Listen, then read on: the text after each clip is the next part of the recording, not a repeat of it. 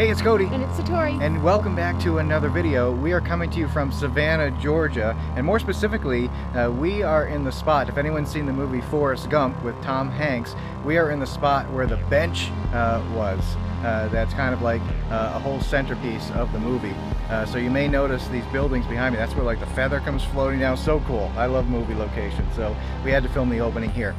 So in this video, we were passing through town here, and we were invited by our good friends Micah and Courtney. We actually met them at the Gettysburg Battlefield Bash, and they invited us to come down. They said if we're ever in the area, let them know. So we let them know, and they invited us to come check out the old Savannah Theater. And they gave us a little tour. They did, so get ready to watch that. Also, stay tuned because we might be doing an investigation with them in the future. All right. So let us know your thoughts in the comments. All right, let's go. All right, so thank you so much for being here with us. Absolutely. Just for our viewers' sake, can you say your names and the team that you run? Absolutely. Of course. My name's Courtney Knight. And my name is Micah Watkins. And just us two, we're Ghost Coast Paranormal. That's awesome. Thank you so much. Thank you for giving us the ability to come here and check out this amazing theater. It's already gorgeous from what I can see. Would it be all right if you guys walk us around, tell us some stories, some claims, some history? Absolutely. We Let's would go. love to. All right, so you guys, if you know nothing about this place is super cool, right? Okay. This place has been here forever. Now, when I say that, I'm talking about 60 years after the country was founded. Okay. Wow. That's crazy. That's crazy, right? Yeah. That's crazy. So this place has been open since 1818, you guys. This is a who's treasure trove of anybody and everybody that had anything to do with the arts. This was singers, actors, actresses. This was everybody. This was, well, look here. We have Edwin Booth, Julia Marlowe, Oscar Wilde, Tyrone Power, Henry Irving. Some people would say that Henry Irving is the basis for Dracula. Yeah. And yes, we have had Bram Stoker inside the building. Wow. For sure. That's cool in itself. Yep, and then Miss Juliette Gordon-Low, the founder of the Girl Scouts. She lived right here in town, yep, and then this was her playhouse. So this is where she was an actress, and this is where she performed at. We have people like the Barrymores, Ty Cobb, the baseball great, Charles Coburn, and I'll let you know a little bit more about Charles Coburn here in just a second. Will Rogers, I mean, this place was it. This was anything that was going on in the South, this is where it was happening at. You guys come in and check this out. We have Edwin Booth that has performed here. Of course, that's John Wilkes Booth's brother. Wow. And they fell on two separate sides of the fences where you have John Wilkes was more a fly by the seat of your pants type of an actor. Mm-hmm. Then you had Edwin Booth, which was the more experienced, I would say, more well-learned Shakespearean actor. Okay. Right? So they kind of, you had John Wilkes that was kind of like, woo, you know, and then you kind of had Edwin, which was very proper. Yeah. And of course, we know what happened with John Wilkes. Yes. You know, he assassinated President Lincoln in the Ford Theater. And the reason he even made it up to that balcony was because he was an actor. Okay. Me and you wouldn't have been able to make it up there. Well, maybe you guys, but not me, right? But this was a spot for people that knew the theater and were, you know, the only reason he made it up there is because he was famous, is essentially what my point is. Okay. And, but you guys, of course, after he assassinated the president, that really destroyed Edwin's career. Of course, that put a big black, I mean, that's what we do today, right? Yeah. It's all about the cancel. Yeah. Right? So Yeah. the whole family would have been canceled basically back then. And of course, he doesn't come back for about 15 years, 20 years. And it just never was the same. It never was the hit. But you guys, all three of them gentlemen have performed on that stage right behind me. Oh my gosh. Miss Lillian Russell, one of the best voices in the world. She was an operatic singer. She comes from Europe. And she's performed for royalty, famous folks, all kinds. Her resume is crazy. Yeah. And the more macabre thing that actually happened in her life, it kind of, and it still happens today. I mean, it happens every day, where we can be riding high one day, then the next day, due to unforeseen circumstances, we are not in that same spot. Mm-hmm. She actually had her baby daughter who was killed by her mother. Oh wow. By trying to put a safety pin onto the diaper of her child. Oh, and wow. supposedly pierced her abdomen and Lillian lost her daughter. Oh, no. So, of course, that destroys everything. Yeah. And we have W.C. Fields. He's performed in about 30 different movies, full-length featured films. If you've ever seen, like, The Three Stooges, of course, this is the slapstick comedian of the time. From the 30s to the 50s, this was the man. If we were looking to laugh, this is who we came to see. And yes, you guys, both these people have performed right here in the theater. And then, of course, Charles Coburn right behind you guys. Charles Coburn, he is like, to me, he is the essence of this building. He is the spirit of this building, you guys.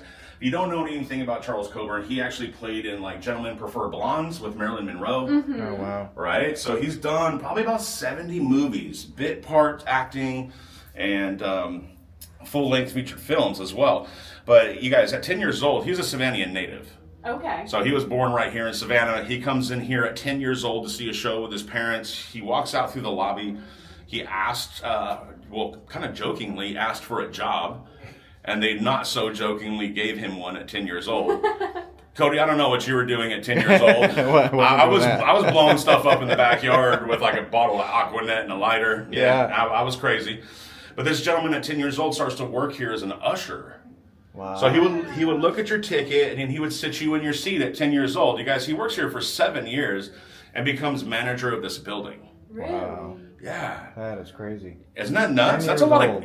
that's a lot of clout. Yeah. At 17 years old to be running the biggest playhouse in the South would have been something phenomenal. And even more so, you guys, the more phenomenal thing is people that we just spoke about on these walls. Yeah. These are the people that he let into the doors. Wow. That's pretty amazing. That's cool. So he would have bragging rights. Yeah, there. that's total bragging rights, right? I mean, he would have opened the door for the Barrymores. Wow. Oh my gosh, that's amazing. Right, so we know that Drew Barrymore comes from a long line of actors and actresses, and this is just one of them. This is her great uncle Lionel Barrymore. We can see it in the eyes and the You jawline. can actually see the relation. Yeah. You really can. And his brother John, weirdly enough, does not look like Lionel. Yeah. Mm-hmm. And there's a different jawline to it, and you're kind of like, I wonder where he came from in the family. But John and Lionel are, of course, actors, and they've been in a ton of stuff. And we've heard about that long line of actors and actresses. And you guys, we have been a playhouse for that long line of actors and actresses in this building. Isn't that amazing? Yeah, it's super cool. This is one of my favorite pictures, you guys. Mr. Eddie Foy Jr. and Miss Bessie Love. Wow. 1890s. He has a jazz hand bow tie going on. Say, right? That's pretty magnificent. Well, hold on, Satori, even more so. What is Miss Bessie wearing? I know. That's Isn't this? pretty scandalous for that time period. You say scandalous, I say gorgeous. It's gorgeous, but you wouldn't usually see a woman wearing that at the time. She looks pretty good. She looks great. Yeah. She looks great. And this was something, typically if you saw somebody dressed like this on stage, right? Mm-hmm. You didn't go on the street like this. Mm-hmm. Yeah. You would change before you went back out, right? Because it was still even kind of taboo to kind of dress like this. But this is what becomes popular, Satori. This is it. It's been like that for years now, though. You still see it today, Today, where there's artists wearing certain things, scandalous. less, Yeah. right? And then you see people on Friday night downtown Savannah wearing the same damn thing, right? Right? So this is what becomes popular. Yeah.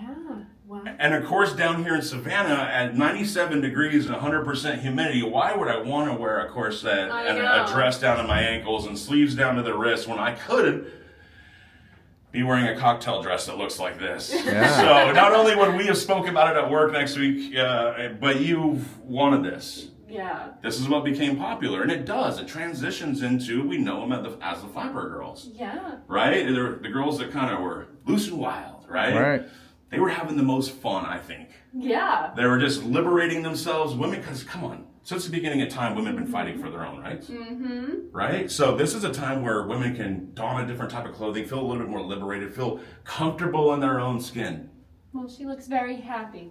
Well, look at the smile. Mm-hmm. In the 1800s, when we came here, you guys, it was a different scene. Like, we literally would jump up out of our seats and we would hiss at the villain. And we would hooray for the heroes, right? Like, we would get all crazy and we would have a dope time. Yeah. Because we didn't have anything else. Right. Mm-hmm. You got to remember in 1818 when this place was built, we wouldn't see electricity for another 70 years. Yeah. Wow. That's crazy. That's amazing. The first time we could flip a switch in this building, of course, was in 1894 But those smiles between Bessie Love and a young Eddie Foy Jr., very handsome gentleman as well on that picture. This was it. This would have, those smiles on stage we would have felt it, Satori. Yeah. If we were sitting here and we were sitting next to each other, becoming fast friends, we would have been like, oh my God, it looks real. Mm-hmm. You yourself would probably go, they look like they're really in love. Mm-hmm. Right? Mm-hmm. I mean, it translated to the crowd. Wow. I'm just taking this all in. This is just magnificent. Isn't it beautiful? This is beautiful. And now we're not the oldest theater in the United States. No. I can't take that torch, right? But you guys, the only theater that existed before this one was the Walnut Street Theater in Philadelphia. Mm-hmm. I don't know if you guys have ever been there or not. I have not myself, and I would really like to go there one day. But it opened up in 1808. We opened up in 1818. Now, the Walnut Street Theater has become other things. Through history, they have lost their accreditation in certain parts of time, mm-hmm. which did catapult us with the torch of something. Yeah. Which is the longest continually operating theater in the United States. Wow. Really this is it. Yeah. That is to cool. The historic Savannah Theater, you guys. That is so cool. Wow. Now, of course, there's been devastation and things have happened in this building, right? It has. We are no stranger to tragedy. We've burnt down 3 times. Really? Oh, yeah, of course. Yeah, we have stage that has caught fire. And, of course, one of our ghost stories in the building is Miss Elizabeth, which she was trapped underneath the stage during a stage fire in 1828. Oh, wow. So her and 4 other folks had lost their lives in the dressing rooms that were actually located underneath the stage itself. And the reason why this kicked off is because back in the day, when we couldn't flip a switch, we lit this place by candle. So we had these boxes that were called kick lighting, and we put candles in there and we'd light the wicks. Now, you know the 4 candles is not going to light that whole stage. Yeah. It's going to take a group of them, right? So they would go all the way from stage left, swooping all over to stage right, and these were all lit boxes with candles. And somebody kicked one of those boxes over one night, which created a stage fire. Back then, there's no emergency exits. The only entrance and exit to the actual dressing rooms underneath the stage was a stage right, where there was some staircase, a little staircase that went down. Ladies had a long hallway across the back. Stage left had the girls' dressing room. Stage right had the gentlemen's dressing room. There was a green room right in the middle. And they got stuck down there. We have 2 gentlemen that were changing, Elizabeth, and the 2 girls that were dressing her at the time. All were trapped underneath the stage, and this has become the house ghost story, right? So for almost 200 years, we've been telling this story about Elizabeth because this is who people saw.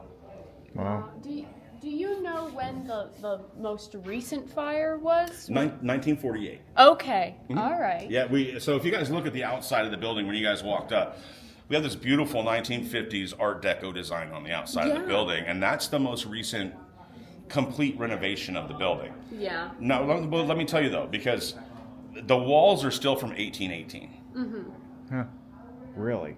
Yeah. Oh, yeah. I was going to say, were there areas that were untouched, like able to be reconstructed? Yeah, so there was portions of this wall and this wall that ended up falling during the last 48 fire, but they just patched those up. Now, essentially what we're working with is still the same walls from 1818. The very back wall, we're going to walk up here in just a minute, we're going to touch it.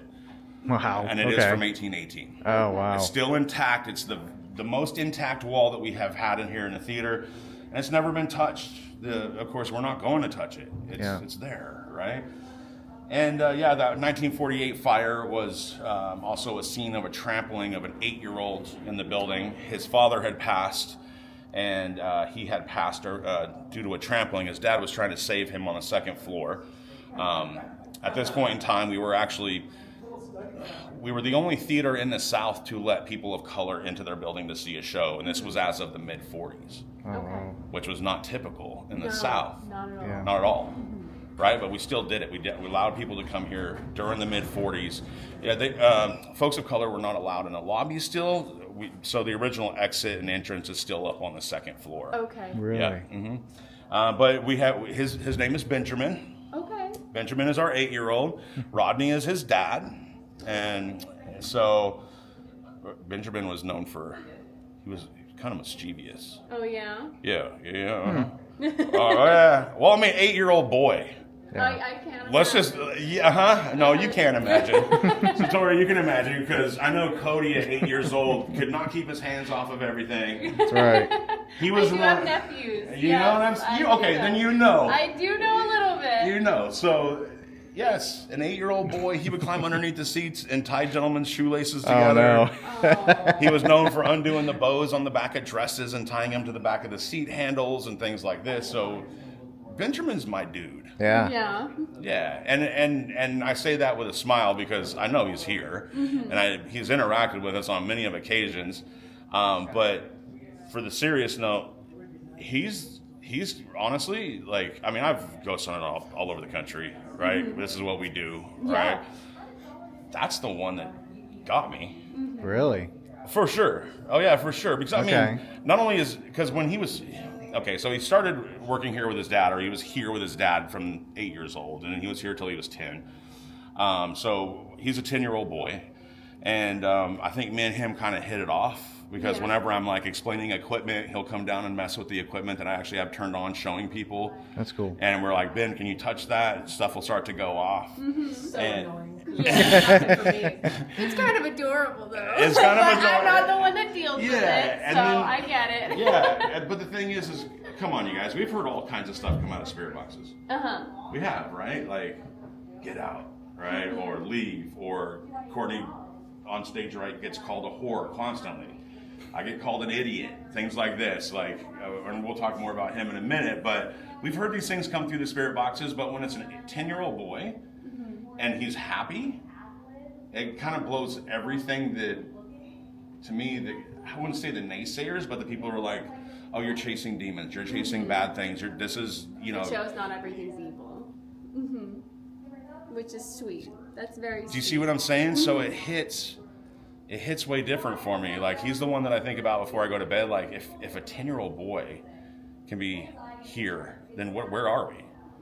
Right? It kind of pushes the limit of your thinking a little bit. It does. Right? Yeah. So that's to me why he's so impactful. You know, is That's so a 10-year-old sweet. is not supposed to be here. Yeah, but I think paranormal investigators, when you have a team and you're really associated with a location, sometimes there's always that spirit that's like family to you. Well, they all are. And Yeah. we all have like at least one spirit that we find family. Yeah. Mine's Abigail Arnold. Yours Yeah. is the little boy Benjamin. Benjamin. Yeah. I think that's so sweet because I think everybody's kind of like, we've created family. Well, it's what it It's becomes. yeah. Well, how many times have we gone into somebody's home?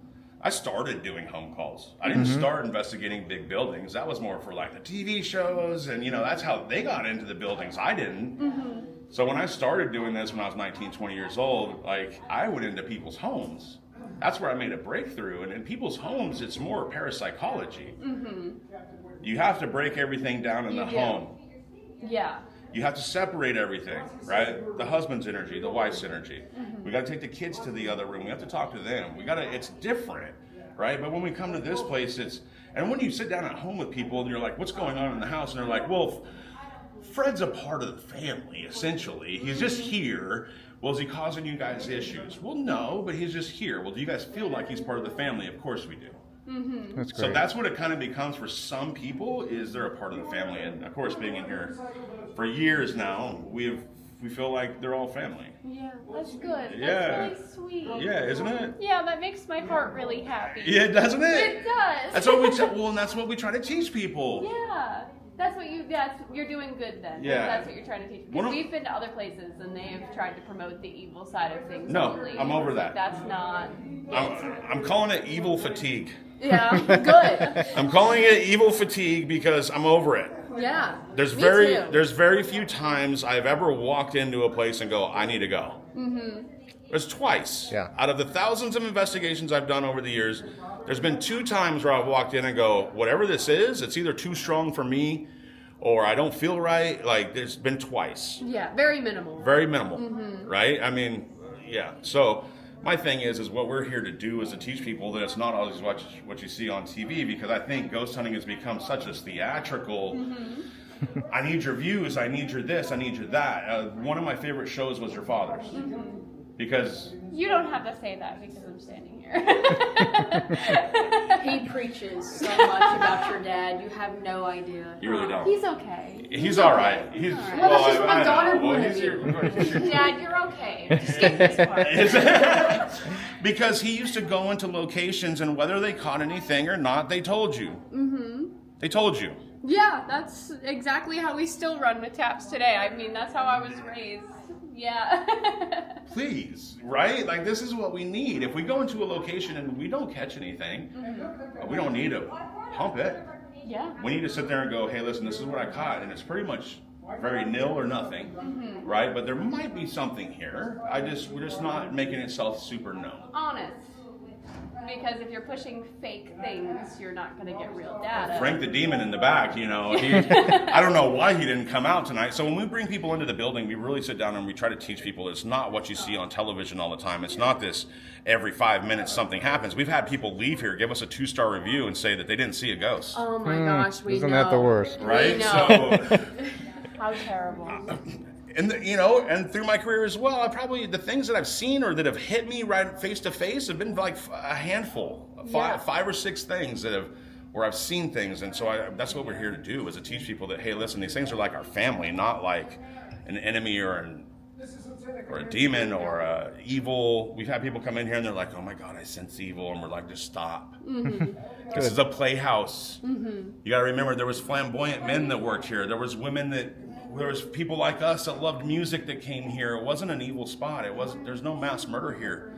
There's no killer that came in here, right? Like these were people that lived here in the city or on the circuit and came here to perform. We admire what you're pushing. That's really good. Can I ask how many people, do you know how many people died here documented wise? So 4 or 5? Documented, yeah. Documented, yeah.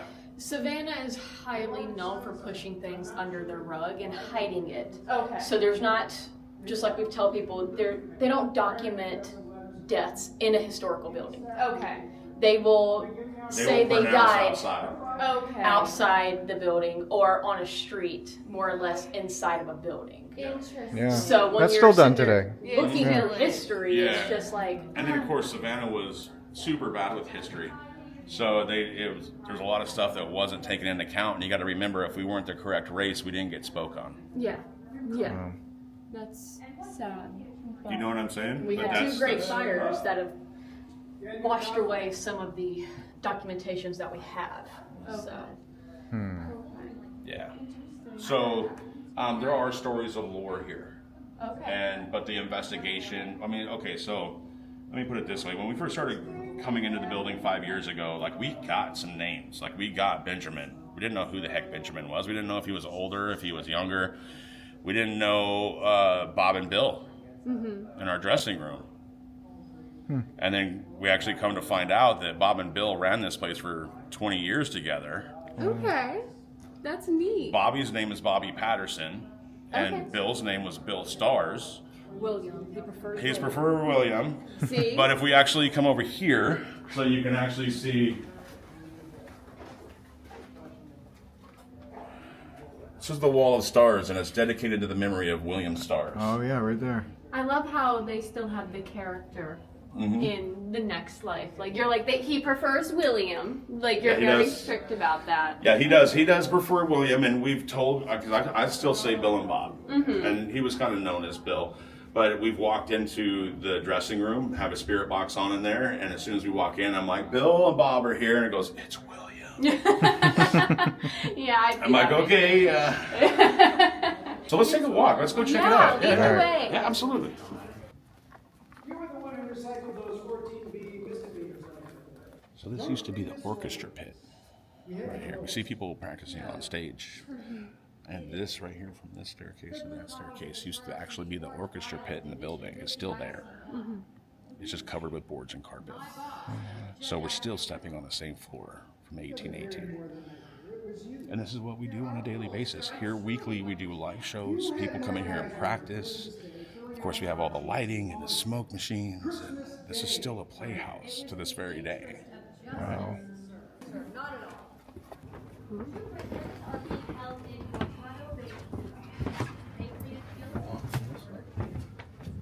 So this is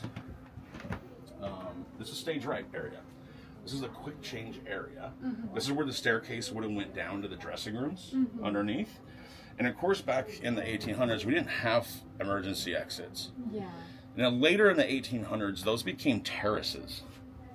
Oh, okay. Okay, so what essentially would become the fire exits, they were essentially a terrace. So you would be able to walk outside, say for the actors or actress, get some fresh air. They also had terraces for the lobby area, so that's what the two front emergency exits were originally terraces when they added them into the building. Do they have original photos or anything of the theater that might show this? There are some original photos. Yeah. If before we ever do anything big or anything like that, if you guys want to come back and hang out, I'll try to get all that stuff for you. Okay. We have, me and Courtney ourselves, we have newspaper articles and old postcards from, we actually have one from, I think, 1920. Nice. And then actually on the back of the card, it says, having a blast, getting ready to go out for a tour. Wow. Right? And this is from back in the early 1900s. So we've been telling stories here in Savannah for quite some time. We've also found things from the late 1800s where people are like going out for a tour in the oldest city that we can find. That's Right? So there are some pictures that are out there. Yes, they're on the wall that we were showing. I was showing you some of the actors and actresses. There is pictures of what this place used to look I'll like. have Yeah. to look. I Cool. wasn't looking. I got already caught up in the views. So. Now, in this one, we have... Now, this one's a spot of lore. Okay. It has been... It's lore that has kind of been validated. Okay. Interesting. So we didn't know what we had back here. I just knew that his name was Steven. Steve or Steven. That's the name that I kept getting back here. Recordings, spirit box, because you got to understand, when we rigged this building up for people to do the tour, right there I have a portal. I literally have a portal that sits right here. Okay. We got REM pods that'll sit here on a table or something of that sort. We'll have trigger plates and trigger objects for you in here. Like we rig it up to where you don't have to do anything. You just go from room to room. Okay. Wow. So when I started coming in here, of course, we started getting the name Steve or Steven. Wow. And didn't know who he was or what the deal was. Me and John, one of the old owners of our old company, we walked in here one night and he goes, what did you do it with? Or how did it happen? And it said rope. Okay. That's all we got. So we didn't really know what was going on. And then we had a psychic come in and she goes, well, who's the guy that's the catwalk operator? And I was like, what? And she goes, his name's Steve or Steven. Oh, wow. And I go, Interesting. holy crap, right? Wow. And she goes, well, I don't know if it was on purpose or an accident or if he got caught in the rigging, but he's showing me basically rope from the catwalk and being caught in it. And so I was like, time frame, and she said early 90s of the 1900s, right? Okay. My teenage years, right? That's a good time. But in the early 90s, and yeah, and so we ended up having a couple come, and he goes, you know what? He goes, that's crazy, because I tell people this is what we found, and we tell people, we try to be honest, right? And he goes, you know what's crazy? He goes, my parents graduated in like 92, 93 from SCAD. Because we believe that he might have been going to like a school. And he calls the parents from the lobby. He says, hey, did you guys ever have like a Steve or a Steven that committed suicide while you were in class? And they said, yeah, absolutely. We actually had a gentleman named Steven that was your dad's good friend that actually committed suicide. Oh, And nobody would say where it was. Okay. Now, if we can relate these two stories, I don't know, but it kind of makes sense that maybe he was going to school, he was working here part-time. Now, I have asked Steven, what was it? Like, So I come back here and I try to I've been in that situation, right? Where I wasn't the happiest and I was thinking about certain things, right? And I was like, so I got in that mode. I got kind of emotional about it. I came back here and I'm like, Steven, dude, like, talk to me. Like, what was it? What happened? And he says, girlfriend. So I believe it was a girl that was kind of the straw that broke the back, right? So Steven is quite mouthy. Really? Oh, yeah. Is that where the words, certain choice words? Oh, yes. Is very wide. His dictionary is very wide with Colorful, frustrated words. Okay. Yes. I'm catching the drift, yeah. Yeah, he says idiot. he calls Courtney. We've got about 10 videos where Courtney walks in here and he goes, Wow. Okay. I walked I'm in sorry. here and Oh, I did it to myself. I did it because I broke his heart again. Oh. We were just talking about how they're all family, right? We have a joke that Steven's my ghost boyfriend, and Miss Okay. Lizzie is his ghost girlfriend. Okay. Okay. And well, Steven, we have a video where I was back here setting up our portal, our spirit box, and I was talking about I was wearing a dress. I was wearing a Victorian style dress, and I asked Steven what he thought about it. He was up there watching the cameras when this all happened, so he's watching everything. and she go walks out. around the corner. I'm like, he doesn't think shit. And I go to walk out of this room right here where he's at, and it goes, "You look perfect." Oh. Wow. And so ever since then, I declared him as my ghost boyfriend. Mm-hmm. Well, some things happened, and to where we found another voice that kind of came back, or another guy that we don't know why he's here. His name's Brian, and he spoke to me while I was trying to go under the stage, as he was trying to shove me into the little hole that we had that goes under the stage. And I had a spirit box in my hand. Well, apparently there's a guy named Brian here that didn't respond to us. And he came back a second time, and I came back here completely forgetting about Steven's past sometimes. And I said, Steven, I have a new ghost boyfriend. His name is Brian. Uh-oh. And that's where the That words set it started off. coming from. Ended the relationship. And I mean, when I tell you it halted the activity in this place, like, I mean, as far as this area or from Steven period, what do you think, 3 months? 3 months. 3 months. We literally had multiple friends come back that come here like on a every other weekly basis, and they're like, "Where's Steven?" And I'm like, "There's no way, dude." And we wouldn't say anything. I was like, "I don't know. Maybe he's just not out tonight. You know, maybe he's not doing his thing or whatever." And it kept happening, Steven. and it kept happening, and kept happening. And so I finally told Courtney, I was like, "Get your rear end back there." And you need to tell him you're sorry and that you love him and that we need him to work. Has it sort of dialed down since you apologized? Yeah, no, yeah, he comes back. Oh, he's Okay. been here. The other night I walked in here, and I tell a story a lot of times when I'm on tour, and I'm like, so I've walked in here before, and he goes, "You're a D-head." Okay, yeah. Okay? And literally, as I said, I go, "Hey guys, when I come in here, a lot of times he'll say, 'You're a D-head,' and it goes, 'D-head?' right over the spirit box." And the guy goes, "That's what I just said." And I was like, everybody in the group flipped out, and I was like, "I'm not lying He to was you like, guys." "Watch, I'll show you." Yeah, I'll show you. And I'm not lying to you. Now, and that's the thing is you know, in the past, in the past like year, I've really, because I was all a factual type person myself, but I think we also got to remember that there's stories.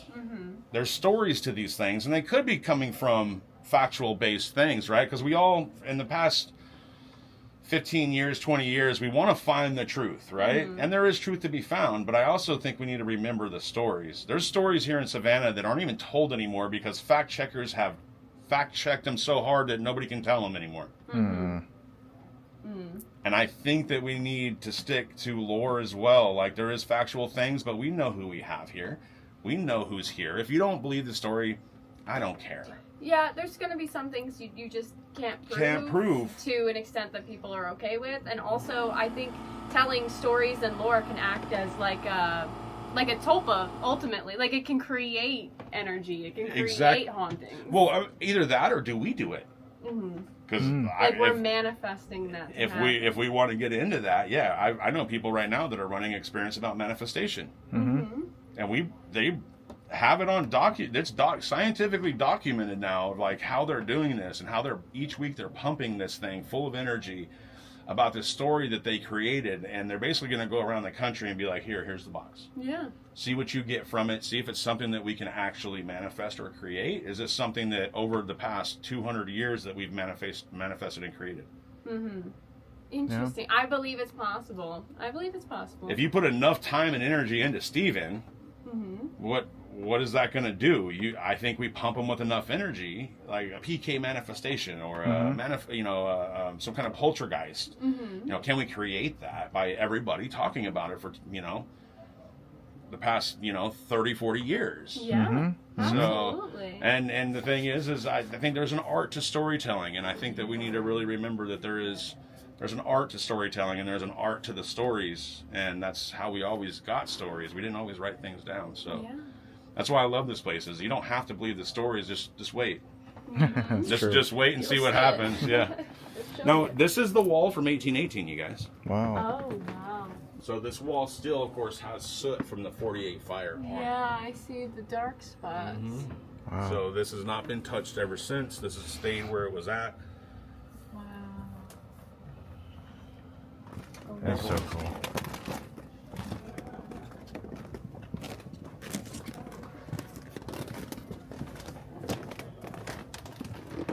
So this is the stage left quick change area. Wow. So of course we would be standing on top of what used to be the woman's dressing room. Okay. So the women's dressing room would be right underneath us. In that fire in 1828, this is where everybody was found. And the only thing that I can think of was, of course, we didn't have emergency exits then. They weren't built into the building. And then if we had our exit blocked by fire, where else are we going to go? And they probably had to make a decision to come back here to try to ride that fire out. Like, hey, let's just go to the furthest point away from what's going on and see if we can put this out. Well, it was too hot. It was like an oven underneath the stage.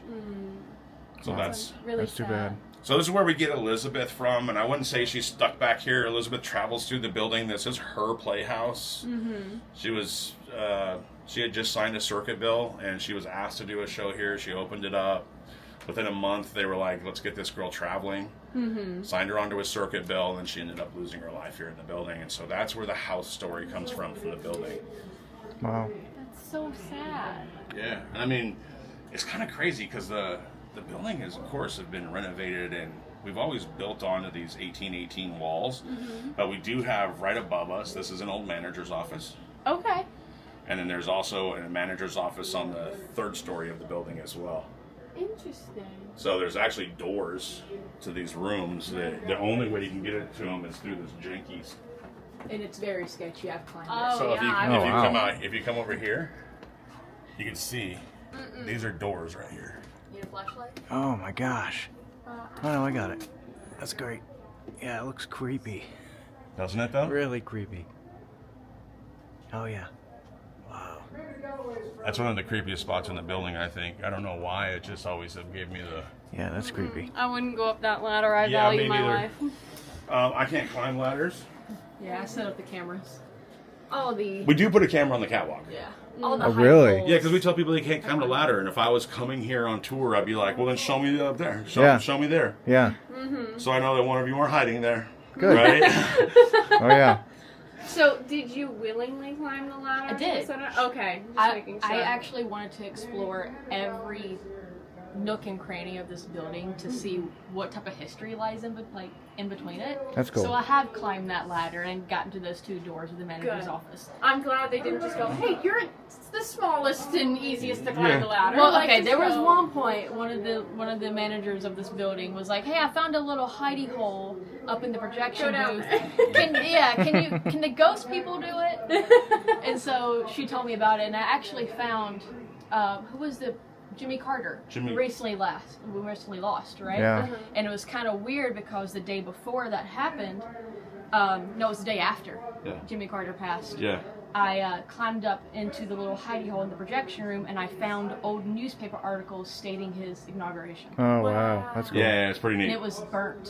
Oh. Yeah, it's pretty So neat. we do have those at the house, which is kind of See, weird. that's what I'm saying. There has been things that have been found here that do put history to the building. I mean, like I was telling about the postcards that we got off of eBay. Which is kind of weird. And the newspaper articles and things like this. And so, I think collectively, when we go to the theater and everything, we can pull a bunch of cool stuff to at least just put on camera Yeah, of old playbills and stuff like that we can actually show. that would be super A neat. pair of shoes, 16 cents or whatever it was at the Yeah. time, and things like that. It's pretty neat. People It's love really that neat. stuff. Paranormal Yeah. Investigator opens up some cool doorways. Doesn't it? They're rehearsing for a show. So this is what we call creepy hallway. Creepy hallway. Yeah, so you got to think for the past 70 years, since the fire of 1948, we finally took the dressing rooms out from underneath the stage itself, and we built them right behind me. Okay. Right, so this now becomes, I call it the dog run, but it's basically the run to the stage where everybody gets dressed behind me, and then everybody, of course, bolts out to the stage. Anxiety, excitement. Of course, I believe that this is probably more residual. Yeah. A lot Oh, of yeah, energy. yeah, A lot of energy. And then we come into, hello? Ladies' dressing room. Ooh. And it's really weird to me why the ladies get less room than the gentlemen.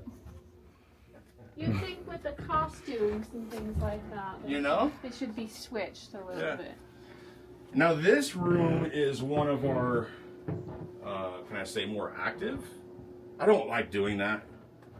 I never guarantee anything. Yeah. Yeah. I never guarantee anything. I can't guarantee anything because we know how ghost hunts go. But to me, this tends to be one of the more energetic rooms of the building. And I think it's because of Bill and Bob. Yeah. Yeah, this is where we believe we have Bill and Bob. Of course, both of them worked here. We talked about them earlier. And Bobby Patterson worked here, choreographer, director, producer. Then you also had Bill Stars, which he did the same thing. He was basically play director of the building for about 20 years. And so this is their spot. Wow. We got to imagine that we get ready in here.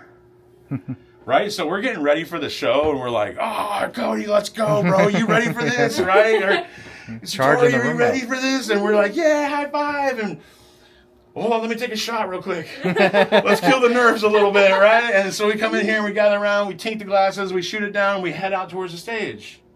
And we get out there and we perform because all we want to do is just have it done already. We want to be performing in there, and that's that moment, right? Now, you ask any performer, and it's like, where do you want to be right now? And they're like, on the stage performing and halfway done. Yeah, it's Yeah. exciting. Yeah, it is. And then, of course, this is where we decompress, Right. right? This is where we come in to decompress. We come off the stage, and we're like, oh, God.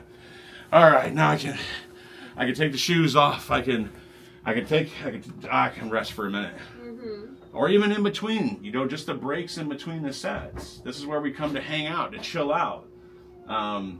This is it. I've walked in here on many of occasions in adult shows, and there be White Claws, sitting on the countertops. And Yeah. this is what we do. That sounds pretty cool. You know what I'm saying? So this is it. This is the decompression. This is the excitement when it happens. So I think it does energetically have a little bit more to it because this is where we all get stoked. This is where we get excited. We get Big time, yeah. nervous, and then we head out to the stage and boom. Wow. Yeah. This is cool. Thank you for taking us back here. Yeah, absolutely. Neat. Well, we're not just going to show it to you halfway and be like, well, here it is. Oh, this is super cool. Right? You guys want to go upstairs? There's an upstairs. Oh, yeah, for sure. Yeah, of Sure, course you we lead do. the way. This Let's is go. your place. All right. Follow me. All right, we're going upstairs. Wow. So we got the whole second story balcony up here. This used to be way longer. Really? Yeah, so in the 50s, of course, when we rebuilt after Benjamin's fire, we shortened it up. But this used to go about 3/4 of the way into the auditorium. Oh, wow. Would have had a big U cut in the middle of it, had seating on both sides. And yeah, we would have had third story balcony seating as well. Wow. Isn't it gorgeous? Yeah. So this is Alexander Telfair's building. Alexander Telfair, governor in Georgia, early 1800s, settles here in Savannah. If you guys wanted to leave here and go down to Telfair Square, you're going to find his mansion. You're going to find his museum as well. Wow, okay. But this is his theater. Wow. It's amazing. Yeah. It is amazing. It is beautiful. You know what's even more amazing is a gentleman named William J. built this place in 9 months. 9 months. Back then, that is fast. Yeah, we can't even get a permit nowadays that fast, Cody, right? Honestly. You can get the permit, the stuff to build. You can't do You can't do anything in 9 months. It took me 3 years to build my house Oh my gosh. during COVID. That is right? crazy. So we can only imagine. And then it's still standing here 207 years later. Yeah. Built to last. That's the remarkable part. It took 9 months to build and it stands 207 years later. Now this is where Rodney would have ran while this place was on fire. He would have ran over here to try to find Benjamin. Benjamin was actually trampled in the staircase behind me by adults. Oh, If we've never been in that situation, you don't know what I'm talking about. But I was actually in the situation in the Fillmore Theater in San Francisco, and there was a pyrotechnic issue, and there was one door in and one door out, and let me tell you, it was complete insanity. I've never seen anything like it in my life, and it was completely terrifying. So much so that me and my buddy had to go to the hospital for anxiety. I bet. It was that bad, right? I'd never seen anything like it. So I bet. I can only imagine that the staircase would have been full of people in panic. Ooh, warm. Oh yeah. Just go out to the street? Is that what? Yes, so this was the original segregated entrance and exit, so this would have exited right on the street, basically. Oh wow. But you can see here, we got toys for Ben. He loves red cars. And so we got a bunch of toys for him. He has his own piggy bank. People leave him money. Oh. Yep. Poor sweet Maybe baby. we should give him something, Yeah. something for his bank here. Yeah, we should. I hope everybody treats him kindly. Yeah, and that's what we make sure of, honestly. Good. All right. Let's see what I got here. All Yeah, right. leave him some coins. Get a candy bar. All right, Benjamin. People left candy in here. Yeah, I'm like, I why? can't imagine what it Why was. would you do that There you to us? I get it, it's for Ben, but He'll Ben, have it for the other side. Don't leave the candy. but Ben makes a mess. Yeah. Aw. That was cool. And then, yeah, so we do have, this used to be the old projection room here, Oh wow. and it's now a wardrobe room. Yeah. So we keep all like the, So no more movies here? no.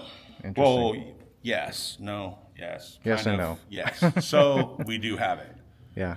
We're actually, me and Courtney are going to try to spearhead next year, or within this next year. We wanted to get the Macabre Con over with, but we wanted to spearhead this year, actually doing movies here, because we have a screen that literally takes up the whole stage. Wow. There is a HD projector here, so we actually are going to do movies. We're going to do The Conjuring and have, hopefully you guys come with Andrea. That'd be cool. And We would love to. play Yeah, the I'm down. movies and then actually sit down and have a conversation, because you guys ran the place, right? You Yeah, guys we were lived there all there. the time. Yeah.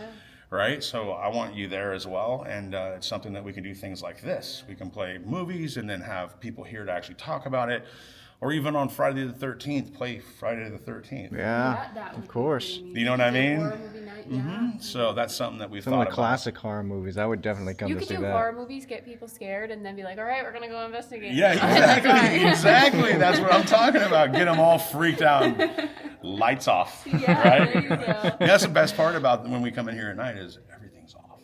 Yeah. Everything's off. We turn everything off to where you're in I wouldn't say complete darkness. There is some ambient light from our laser grids and stuff Just like enough this. to change the vibe for people. Yes. And people come in and I go, and the first thing I tell them, I was like, all right, you guys, if you thought you were going to come here and see a ghost hunter investigate for you, no pun intended, but you're dead wrong. And people just go, Oh, great. what? Huh? And I was like, yeah, did you think you're going to come here and watch me investigate? No, I'm going to you're watch you doing it. investigate. That's right. So here's the equipment. Here's your earphones. Here's your K2 meter. We did that at the Conjuring house too. We take him to the well, be like, yeah, this is scary, right? Or which one Yeah. of you is going to be sitting down here by yourself? Oh, Yeah. we're listening to you upstairs. Yeah, Like that, exactly. you know, Yeah. like we want them to be in it. Well, if my rear end pucker is going to stage right in the dark, so should yours. You know what I'm saying? Why not, dude? If I get scared walking around this place in the dark by myself, then why shouldn't you? There's a safety net if I'm with you, you know? That's So. great. Now, in the projection room, we do have a story about Old Man George. Old Man George used to work here. He was in his early 80s. And he actually had a massive heart attack up there. Well, that's a long life for Old Man George. Yeah, The Old 80s Man is George. not bad. Yeah. So I have a friend that his name is Chris Susi. And Chris Susi used to work here, and he worked with a gentleman here in the 90s, and he goes, oh, yeah, we were here the night Old Man George passed away. So it was like a known thing that Old Man George was here. Supposedly he liked AM, FM radio for his ball games, and he would smoke on his stogie. I guess all the youngsters used to open up the hatch for the roof so he could sit up there and his stogie smoke would go out the top of the room. Do you play radio for him? Yeah. We tell people to go up there. Well, he's kind of cantankerous. Okay.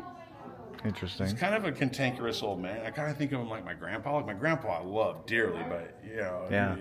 he could have his moments. Yeah. And I think when people go up there and mess with his stuff is when he starts to kind of like, Lash out a little bit. He's like, oh my goodness gracious, why are you in here in my spot? Like, you're not supposed to be touching anything. Like, Sure, why yeah. are you nuisances here? That's kind of the way I think of George. Sure. Good. But, yeah. It's interesting to see everybody's character in different parts of the theater, you know? Yeah.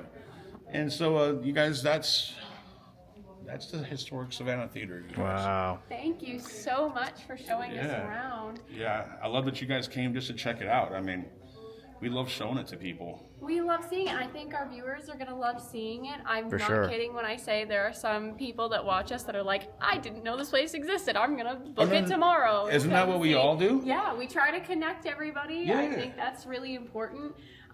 For our viewers watching, can you just let them know how to find you guys? If you have any... So Ghost Coast Paranormal on any social media. Okay. So TikTok, Facebook, Instagram, it's Ghost Coast Paranormal. You can always reach us through there, no problem.